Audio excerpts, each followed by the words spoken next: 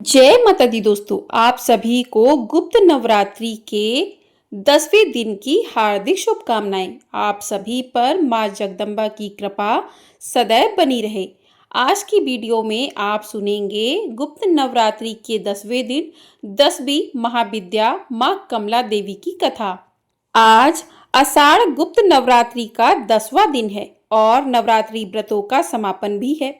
आज 10वीं महाविद्या माँ कमला देवी की पूजा की जाती है। तो आज की कथा से पहले जान लेते हैं आज के पंचांग के बारे में। आज दिनांक है 5 जुलाई और दिन है शनिवार। ब्रह्म मुहूर्त सुबह 4:14 से 5:02 तक रहेगा। सूर्योदय होगा सुबह 5:50 पर और सूर्यास्त होगा शाम 7:12 पर। दशमी तिथि शाम 6:58 तक रहेगी। बाद में एकादशी तिथि प्रारंभ हो जाएगी। स्वाति नक्षत्र आज शाम 7:51 तक रहेगा। बाद में विशाखा नक्षत्र प्रारंभ हो जाएगा। बहुत ही शुभ योग आज के दिन भी बन रहे हैं, जिसमें सिद्ध योग रात 8:36 तक रहेगा। बाद में साध्य योग प्रारंभ हो जाएगा और अमृत काल सुबह 10 बजे से 11:48 तक रहेगा। जब आप इस मुहूर्त में विशेष रूप से माता का पूजन करके व्रतों का समापन भी कर सकते हैं। गुप्त रूप से दान दे सकते हैं। गुप्त रूप से कन्याओं का पूजन कर सकते हैं। गुप्त नवरात्रि के दिनों में प्रकट रूप से कन्या पूजन करने से बचना चाहिए। अभिजीत मुहूर्त दोपहर 12:04 से 12:58 तक का रहेगा। राहु काल सुबह 9 बजे से 10:30 बजे तक रहेगा। आइए अब जानते हैं महाविद्या माँ कमला देवी की पूजा विधि और कथा के बारे में। महाविद्या कमला देवी वैसे तो देवी सती या देवी पार्वती का रूप है, लेकिन उन्हें माँ लक्ष्मी जी के समकक्ष माना जाता है। अब यह एक रहस्य नहीं तो और क्या है।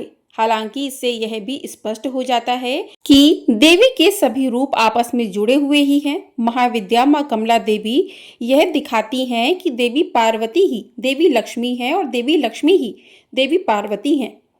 अब आप महाविद्या माँ कमला के उस रूप के बारे में जानने वाले हैं जिस कारण उनकी उत्पत्ति हुई और वे कमला माता कहलाईं। इसके पीछे शिवजी और देवी सती की रोचक कथा जुड़ी हुई है, जिसके बारे में तो आपने शायद सुना भी रखा होगा। हालांकि आपने माता सती के आत्मदाह के बारे में जरूर सुना होगा, लेकिन आत्मदाह से पहले क्या हुआ था, पहले इस बारे में जानते हैं। महाविद्या माँ कमला की कथा के अनुसार एक बार माता सती के पिता राजा दक्ष ने विशाल यज्ञ का आयोजन करवाया था, क्योंकि राजा दक्ष भगवान शिव से द्वेष भावना रखते थे और अपनी पुत्री सती के द्वारा उनसे विवाह किए जाने के कारण क्षुब्ध थे। इसलिए उन्होंने उन दोनों को इस यज्ञ में नहीं बुलाया। भगवान शिव इस विषय में जानते थे, लेकिन माता सती इस बात से अनभिज्ञ थी। यज्ञ से पहले जब माता सती ने आकाश मार्ग से सभी देवी देवताओं और ऋषि मुनियों को उस ओर आते जाते देखा तो अपने पति से इसका कारण पूछा। भगवान शिव ने माता सती को सब सत्य बता दिया और निमंत्रण न होने की बात कही। तब माता सती ने भगवान शिव से कहा कि प्रभु, एक पुत्री को अपने पिता के यज्ञ में जाने के लिए निमंत्रण की तो आवश्यकता ही नहीं होती।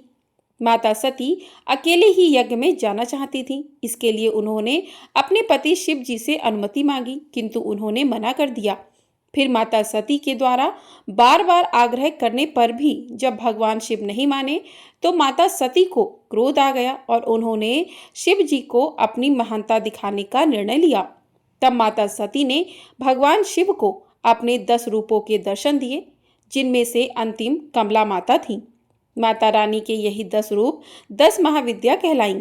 अन्य 9 रूपों में क्रमशः महाविद्या काली, तारा, षोडशी, भुवनेश्वरी, भैरवी, छिन्नमस्ता, धूमावती, बगलामुखी और मातंगी आती हैं।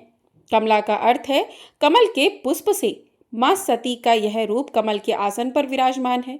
साथ ही माता रानी जिस सरोवर में है वहां भी चारों ओर कमल के ही पुष्प हैं। माता रानी ने हाथों में भी कमल के ही पुष्प पकड़े हुए हैं, जिस कारण उनका नाम कमला देवी पड़ा। देवी लक्ष्मी को भी सबसे अधिक प्रिय कमल पुष्प ही होते हैं। उनकी पूजा में भी कमल पुष्प ही चढ़ाए जाते हैं। इसी कारण कमला देवी के इस रूप को देवी लक्ष्मी के समकक्ष ही माना जाता है। माँ कमला का स्वरूप मन को मोह लेने वाला है और शांति प्रदान करने वाला है। माता का वर्ण सुनहरे रंग का है, जिनमें से तेज निकल रहा है। उन्होंने लाल रंग के वस्त्र पहने हुए हैं और कई तरह के सोने के आभूषणों से वे सुसज्जित हैं। माता ने मुकुट धारण किया है और उनके केश खुले हुए हैं। भगवान शिव की भांति उनके भी 3 नेत्र हैं और वे एक सरोवर में कमल के पुष्प पर विराजमान हैं। माता जिस सरोवर में है वहां उनके आसपास कई कमल के पुष्प लगे हुए हैं। माता रानी की 4 भुजाएं हैं, जिनमें से 2 में उन्होंने कमल के पुष्प ही पकड़े हैं, अन्य 2 वर और अभय मुद्रा में हैं। माता रानी के दोनों ओर 4 हाथी हैं जो जल से उनका अभिषेक कर रहे हैं। माँ कमला का यह रूप अपने भक्तों पर सदैव कृपा करने वाला और उनकी सभी इच्छाओं की पूर्ति करने वाला माना जाता है। माँ कमला देवी की पूजा का मंत्र है ओम ह्रीं हस्ट महालक्ष्मी नमः। इस प्रकार से माँ का मंत्र का जाप कर सकते हैं इस दिन और माँ से प्रार्थना कर सकते हैं कि माँ आप सभी की मनोकामनाओं को पूरा करें।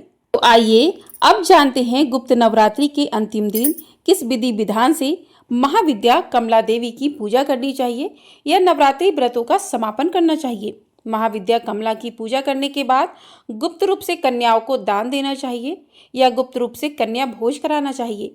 कन्याओं की उम्र 9 से कम वर्ष की होनी चाहिए। महाविद्या कमला की पूजा करने के लिए सुबह स्नान आदि से निवृत्त होने के बाद एक लकड़ी के चौकी के ऊपर लाल वस्त्र बिछाकर उसके ऊपर तांबे की प्लेट में एक कमल का या गुलाब का पुष्प रखें। अब पुष्प के बीच में सिद्ध प्राण प्रतिष्ठा युक्त कमला यंत्र की स्थापना करें। कमला यंत्र के दाईं ओर भगवान शिव और अपने गुरु जी की फोटो की स्थापना करें। कमला यंत्र के समक्ष शुद्ध घी का दीपक जलाएं और विधि पूर्वक यंत्र का पूजन करें और मंत्रों का जाप करें। महाविद्या कमला की पूजा का मंत्र है ओम श्रीं ह्रीं कमले कमलाय प्रसिद्ध प्रसिद्ध श्रीं ह्रीं महालक्ष्मी नमः। इसके अलावा पंचाक्षरी मंत्र श्रीं क्लीं श्रीं नमः, इस मंत्र का भी आप यथासंभव जाप कर सकते हैं। महाविद्या कमला की साधना या पूजा की जानकारी को हमेशा गुप्त रखना चाहिए, नहीं तो यह साधना या पूजा सफल नहीं मानी जाती। पूजा करने के बाद हवन करें। हवन खुद से करना चाहिए। हवन के लिए कमल गट्टे, लाल पुष्प, शुद्ध घी और हवन सामग्री मिलाकर रखें। इन सभी सामग्रियों से हवन कुंड में आहुति देना चाहिए।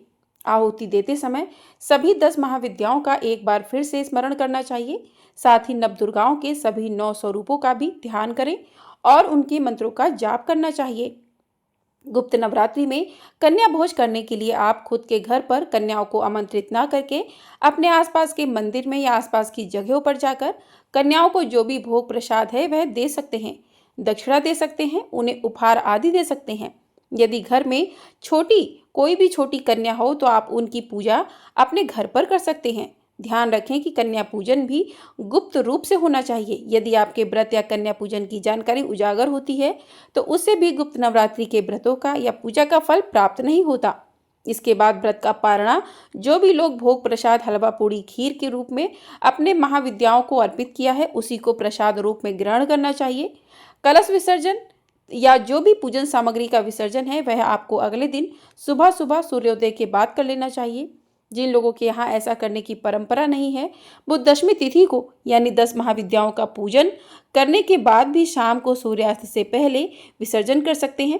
हालांकि 10 महाविद्याओं की पूजा सुबह और शाम को करने के बाद ही विसर्जन करना शुभ माना जाता है और पूजा सामग्री या कलश का विसर्जन बिल्कुल उसी तरह से किया जाता है जिस प्रकार से आप प्रकट नवरात्रि में करते हैं। यानी कि जो भी पुष्प आदि हैं, अक्षत हैं, उनका विसर्जन आप बहते जल में कर सकते हैं। जो भी आपने माता रानी को चुनरी या कलावा अर्पित किया है उसे आप घर के मुख्य द्वार पर या अपने घर की तिजोरी में रख सकते हैं। कलावे को आप अपने हाथ में या परिवार के सदस्यों के हाथ में भी बांध सकते हैं। कलश का जल आप किसी पौधे में विसर्जित कर सकते हैं। उससे पहले उस जल का छिड़काव घर में और घर के मुख्य द्वार पर हर कोने में करना चाहिए और उस जल को अपनी आंखों पर, अपने माथे पर भी स्पर्श करना चाहिए। कलश के अंदर जो भी 1 का सिक्का आपने डाला था उसे आप अपने घर की तिजोरी में रखें। मंदिर में भी आप रख सकते हैं और बाकी सभी सामग्रियों का विसर्जन आपको बहते जल में कर देना चाहिए। अगर बहते जल की व्यवस्था ना हो तो आप पीपल के पेड़ के नीचे गड्ढा खोद कर भी उस सामग्री को दबा सकते हैं। माता की चौकी हटाने से पहले या विसर्जन करने से पहले आप महाविद्या को या माँ भगवती को श्रृंगार करें। जो सुहागिन महिलाएं हैं उन्हें पूरा श्रृंगार करना चाहिए। देवी को कुमकुम, हल्दी, अक्षत, सिंदूर आदि अर्पित करें। और माँ की पूजा में दान का बहुत अधिक महत्व होता है। इस दिन भक्त अपनी क्षमता के अनुसार दान कर सकते हैं। तो दान आप अन्न, धन, वस्त्र का कर सकते हैं। जो सुहागिन महिलाएं होती हैं उन्हें इस दिन सुहाग की सामग्री का भी दान करना चाहिए। इस दिन माता पार्वती की भी विशेष पूजा आपको करनी चाहिए। यदि आपने मिट्टी से प्रतिमा बनाई हुई है तो उसका विसर्जन कर दिया जाता है, और अगर आप धातु की कोई प्रतिमा है या इससे पहले आपने मंदिर में रखी हुई प्रतिमा को आपने स्थापना 10 दिन तक की हुई है तो आप उसे वापस मंदिर में रखकर फिर से हर दिन नियम पूर्वक पूजा कर सकते हैं। अगर 10वें दिन पीरियड के कारण आप विसर्जन या कन्या पूजन नहीं कर पाते हैं तो जो आने वाली पूर्णिमा है उस दिन भी आप गुप्त रूप से कन्याओं को दान या कन्या भोज करा सकते हैं, या फिर आप अपने घर में रखी हुई प्रतिमा या कलश का विसर्जन भी पूर्णिमा के दिन कर सकते हैं, जो कि आषाढ़ पूर्णिमा होती है। जब भी 10वें दिन या जो भी नवरात्रि का अंतिम दिन होता है उस दिन जो माताएं बहनें खुद से पूजा करने में समर्थ नहीं होती हैं उन्हें आने वाली पूर्णिमा के दिन ही विसर्जन और कन्या पूजन करना चाहिए। सबसे अंतिम दिन सच्चे मन से हाथ जोड़कर माँ भगवती के सभी 9 रूपों और 10 महाविद्याओं को प्रणाम करके सच्चे मन से अपने द्वारा रखे गए व्रतों में हुई गलती के लिए, पूजा पाठ में हुई गलती के लिए क्षमा याचना जरूर करनी चाहिए। जो भी भूल चूक आपसे हो गई हो उसके लिए यदि सच्चे मन से प्रार्थना की जाती है तो उस गलती का कोई दोष नहीं लगता। इसके अलावा यदि इन 10 दिनों में आप कोई विशेष पूजा करना भूल गए हों, कोई विशेष भोग माँ को अर्पित करना भूल गए हों तो 10वें दिन आप विसर्जन करने से पहले उस भोग को माता रानी को अर्पित कर सकते हैं। कोई खास उपाय यदि आपको बताया गया हो तो वह भी आप 10वें दिन कर सकते हैं। इस प्रकार से गुप्त नवरात्रि की पूजा की जाती है, व्रत पूर्ण किए जाते हैं। इस बात का ध्यान रखना चाहिए कि गुप्त नवरात्रि में जितना गुप्त रहकर पूजा साधना या व्रत रखा जाए या गुप्त दान दिया जाए वह जरूर फलित होता है। तो प्रेम से बोलिए माँ जगदम्बा की जय। तो ये थी माता माँ कमला देवी की कथा, साथ ही माँ की पूजा विधि और 10वें दिन आपको कौन कौन से नियमों का पालन करना चाहिए, किस तरीके से माँ का विसर्जन करना चाहिए, जो भी पूजा सामग्री है उसका किस प्रकार से विसर्जन करना चाहिए, कन्या पूजन आपको कब करना चाहिए, सभी जानकारी आपको इस वीडियो में प्राप्त हो गई होगी। तो वीडियो आप लोगों को पसंद आई है तो वीडियो को लाइक ज़रूर कर दीजिएगा। चैनल पर नए हैं तो चैनल को सब्सक्राइब भी कर लीजिएगा। आपको हमारे चैनल पर इसी प्रकार से आषाढ़ पूर्णिमा कब है, देवशयनी एकादशी का व्रत किस दिन किया जाएगा, इन सभी की संपूर्ण जानकारी दी जाएगी। तो चैनल को सब्सक्राइब जरूर कर लीजिएगा। और आपको हमारे चैनल पर सावन मास के महात्म्य की कथाएं प्रतिदिन सुनाई जाएंगी। तो चैनल को सब्सक्राइब करके बेल आइकन प्रेस कर लीजिएगा, जिससे आपको सभी वीडियो समय से प्राप्त हो सकें और आप लोग भी इन कथाओं को सुन सकें और भगवान का आशीर्वाद भी प्राप्त कर सकें। तो आज की वीडियो पसंद आई हो तो कमेंट बॉक्स में जय माता दी अवश्य लिखिएगा। प्रेम से बोलिए जय माता दी।